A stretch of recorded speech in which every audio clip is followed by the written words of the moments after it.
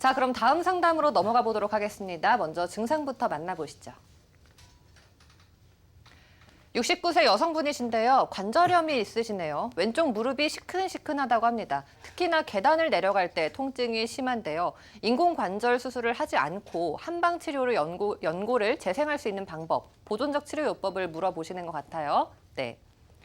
자, 그럼 바로 시청자님 만나보도록 하겠습니다. 시청자님 안녕하세요. 예, 네, 안녕하세요. 많이 불편하셨겠어요. 얼마나 이런 증상이 있으셨나요? 아유, 이거 몇 년 됐는데요. 네, 몇 년 정도 되셨다고요? 예, 네, 그때- 알겠습니다. 혹시 네. 지금 TV 시청 중이신가요? 예, 네, 지금 TV 소리가 이 방송과 겹치기 때문에 TV 소리를 0으로 줄여주시면 예. 더욱 전화가 용이할 것 같습니다.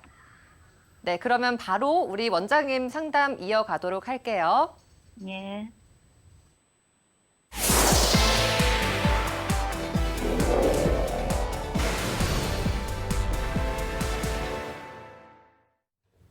안녕하세요. 예, 아유, 수고 많으십니다. 예, 안녕하세요. 무릎은 어느 쪽이 아프세요? 왼쪽이 네. 몇 년 전부터 이렇게 아픈데요. 네. 전에 뭐, 간병일 할 때 허리를 좀 삐끗했거든요. 무거운 아. 환자 들다가요. 네네.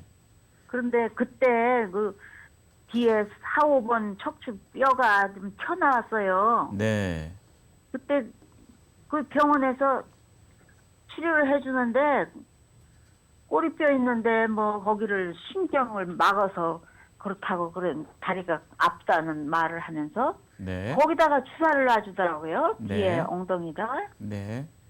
그러다가 그냥 그것도 뭐 자주 하는 게 주사를 자주 맞는 게 아니라 그래요. 그래서 그냥 하다가 그냥 말고 그냥 일도 그만두고 그냥 그랬어요. 그런데 지금은 그전보다는 좀 덜한데 네.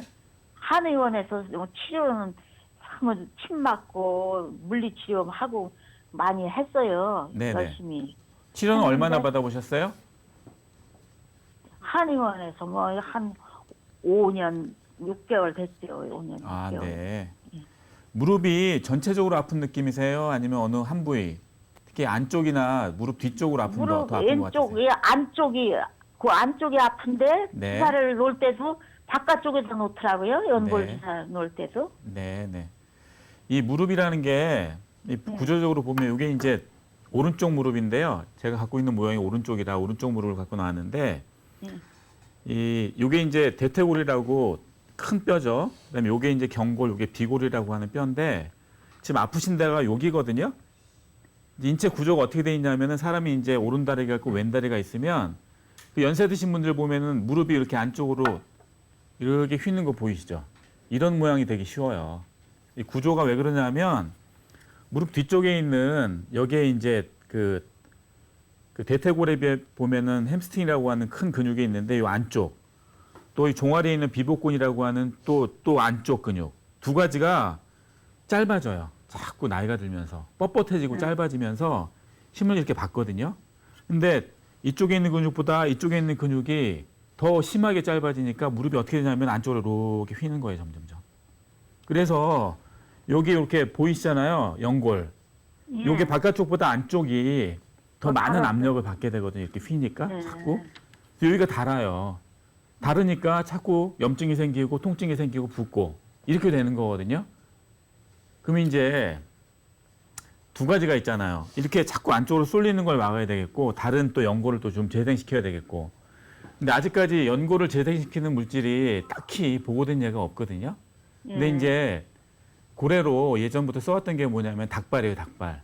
어르신들 무릎 안 좋을 때 닭발 과서 많이 드셨거든요. 근데 요즘에 이제 개족환이라고 해서 한의원 가면 그 닭발을 재료로 해서 만든 약이 있어요. 또 내지는 또 요즘에 보면은 그냥 열수 추출, 뜨거운 뭐 물이나 이런 거에 해서 만드는 경우가 있는데 이게 제대로 또 만들어내려면 또 저온에서 추출하는 방법이 있거든요. 뭐 여러 가지 방법에 의해서 어쨌든 닭발을 원료로 한 그런 물질을 또 약을 드시면 좀 도움이 되고요. 그다음에 여기 짧아진 이 내 쪽에 안쪽에 있는 이 오른쪽 무릎이잖아요. 오른쪽 무릎에 있는 안쪽에 있는 근육을 좀 이렇게 느슨하고 편하게 만들어줘야 되거든요. 그러려면 자꾸 이 무릎을 이게 이제 무릎이잖아요. 무릎이 이렇게 있으면은 이렇게 발이 이렇게 네. 있고요. 보통 보면은 연세 드시면 발이 이게 안 되고 자꾸 이렇게 돼요. 발목이. 그래서 발목을 자기 몸 쪽으로 이렇게 당겨주는 운동을 자꾸 이렇게 해서 자꾸 무릎 이렇게 발 쭉 핀 상태에서 자꾸 당겨주면서 무릎 안쪽에 있는 근육, 위 근육, 아래 근육을 펴도록 한 노력을 하셔야 되겠고 또 한 가지가 이쪽에 문제가 생기면 발바닥도 문제가 생기고 그 아치가 무너지면서 이 안쪽에 있는 그 종무지 외반증이라고 엄지발가락 쪽에 문제가 좀 많이 생기거든요. 그러니까 이제 무릎 문제 생기면 허리 문제 생기죠, 무릎 생기죠, 그 다음에 그 발가락까지 문제가 생기니까 이런 걸 좀 치료를 제대로 받으시면 돼요. 네, 시청자님. 예. 네, 지금 송환기 원장님께서 간단하게 운동법까지 설명을 해주셨는데요. 네, 어머니. 예. 네. 자, 저희가 김인수 원장님 말씀도 한마디 들어볼게요. 네, 안녕하세요. 어머니 혹시 예, 지금 안녕하세요. 운동은 뭐 하고 계세요? 예. 운동은 뭘 하고 계신 게 있나요? 운동은 뭐 밖에 아파트 그 허리 돌리기 있잖아요. 네네. 허리 돌리기 하고 몇 바퀴 돌아요. 이렇게 걸음 걷는 거요. 네. 지금 송환기 원장님은 이제 구조적인 설명을 많이 해주셨는데 나이가 드시면 이제 퇴행성 관절염이 오는 건 당연한 증상이라고 이제 인지를 하셔야 되고요. 제가 환자분들한테 설명드릴 때 이제 연세만큼 그러니까 만약에 69세 정도 되셨으면 그러니까 69세에 있는 어르신을 쭉 놓고 보면 한 69%가 퇴행성 관절염을 앓고 계신다고 생각하시면 돼요. 80세가 되면 80%가 다 앓고 계시고 그 나이가 드시면서 오는 증상인데 문제는 어떤 분이 좀 더 덜 통증을 가지고 오래 갖고 계시냐가 문제가 되는 거잖아요. 혹시 정형외과에서 사진을 찍었을 때 연골이 뭐 다 닳았다는 표현을 하던가요? 오른쪽보다 왼쪽이 더 달았다고 그래요. 좀 달았어도 그래도 좀 이렇게 큰 아직 뭐 벌어져 다 있던데요. 닳아서 아주 뭐 수술을 당장 해야 된다는 그런 말씀은 아직 안 들으신 거죠? 몇 년 전에 뭐 왼쪽 무릎을 인공 연골을 수술을 하려고 그랬는데 안 했어요. 네, 완전히 닳아가지고 쉬운 말로 뼈끼리 부딪히지 않는 정도 되면 지금 본인이 지금 보존적으로 치료를 하시면서 근육량을 늘려줘야 되거든요. 우리가 그냥 쉽게 설명드리면 젊은 층에서도 다 닳아가지고 연골이 없는 친구들도 꽤 많아요. 이제 대표적인 게 이제 축구 선수라든지 농구 선수라든지 배구 선수들이 맨날 뜀박질을 하니까 20대가 돼가지고 20대 중반이나 후반이 되면 엑스레이 찍어보면 연골이 다 닳아서 없어요. 근데 그 친구들은 잘 뛰어다니고 뭐 운동도 하고 걸어도 다니고 하잖아요.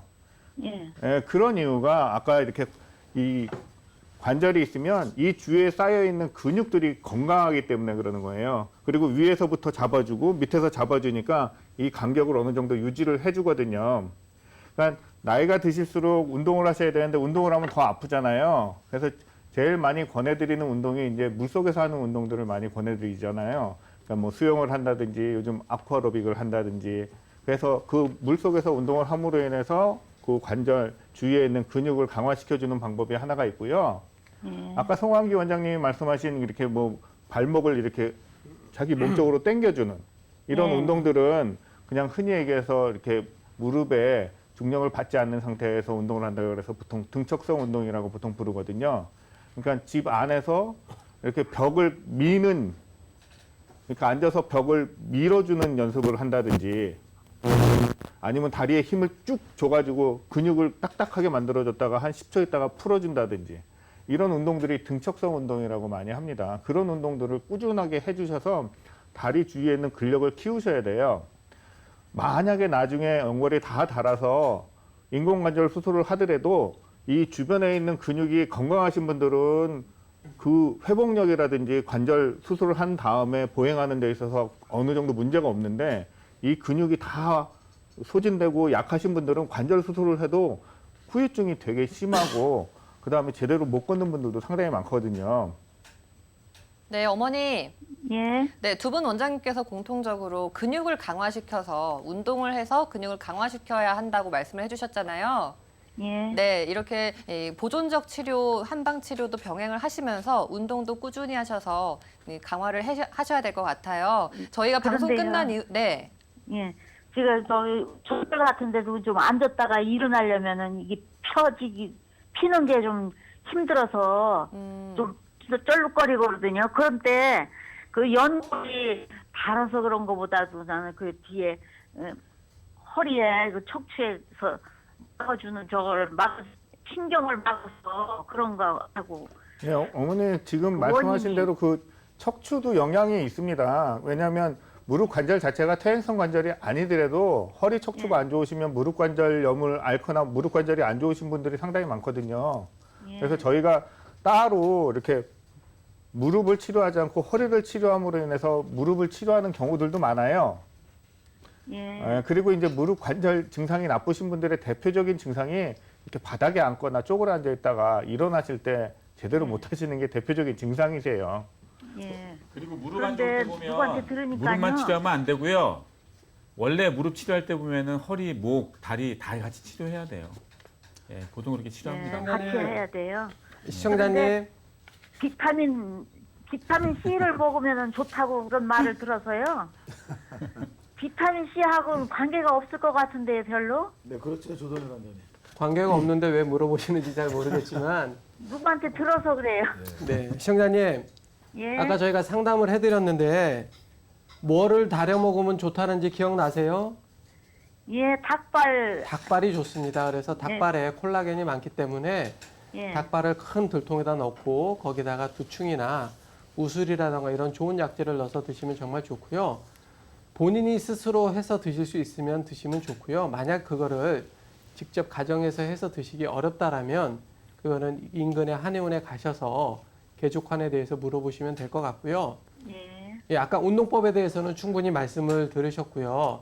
예. 한방적으로는 또 봉침이라는 게 있습니다. 그래서 봉침은 바로 봉독을 정제해가지고 하는 약재인데요. 그거를 무릎에다 놓게 되면 기본적으로 염증을 없애주는 소염 작용이 강하기 때문에 봉침을 일주일에 한 번에서 두 번 정도 꾸준히 맞는 것도 도움이 되고요. 지금처럼 무릎이 완전히 닳아서 손상이 많이 간 경우는 내가 완벽하게 치료를 한다라기보다는 내가 어느 정도 쓸 수 있게끔 좀 사용하는데 불편하지 않게끔 하는데 목표를 둬서 6개월에서 1년 정도는 꾸준하게 치료를 받아야 된다고 생각을 합니다. 네, 시청자님, 저도 예. 그 한 말씀만 좀 드리고 싶은데요. 일단은 인공관절 수술에 대해서 궁금해하시는 분들이 많이 계시는데요. 이 인공관절도 한번 집어넣게 되면 수명이 있거든요. 예. 지금 우리 시청자님이 한 70세, 69세 이렇게 되시는데 앞으로 한 15년, 20년 동안 더 이렇게 일상적인 생활을 하신다면은 아직까지는 인공관절을 지금 수술을 했을 때 그 나중에 또 다시 한번 재수술을 하셔야 될 가능성도 있기 때문에요. 수술은 일단 최후의 방법으로 좀 미뤄두시고요. 예. 사실은 연골 자체의 문제보다는 무릎이 아플 때 우리 아까 송환기 원장님도 말씀하셨지만 근육의 문제라든지 또는 무릎을 감싸고 있는 힘줄과 인대들이 뻣뻣하게 굳어서 생기는 통증들도 많고요.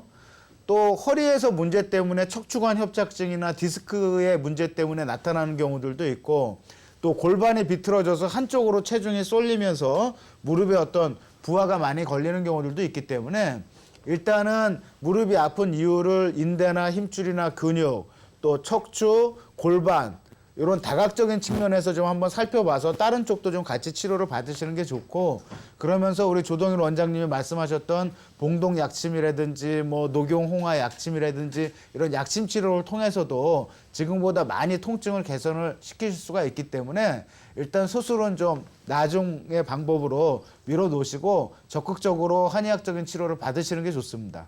네, 어머니. 예. 네, 궁금하신 점이 더 많으실 것 같은데요. 저희가 방송 끝난 이후에 조금 더 구체적으로 상담을 이어나가도록 하겠습니다. 예, 감사합니다. 네, 전화 감사합니다.